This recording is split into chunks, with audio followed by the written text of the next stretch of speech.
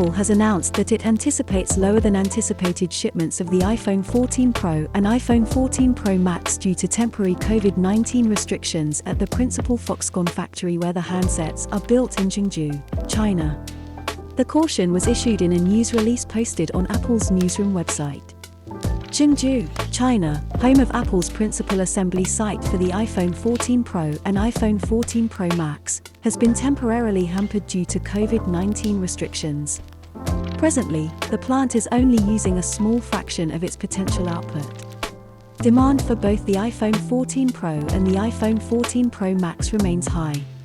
Customers may have to wait longer for the new iPhone 14 Pro and iPhone 14 Pro Max since fewer units will be produced than initially expected. Last week, it was reported that the limits will cause iPhone output at the Foxconn factory to drop by as much as 30% from normal levels. Apple has warned that due to restricted capacity in the supply chain, consumers ordering an iPhone 14 Pro or iPhone 14 Pro Max might expect a longer wait time.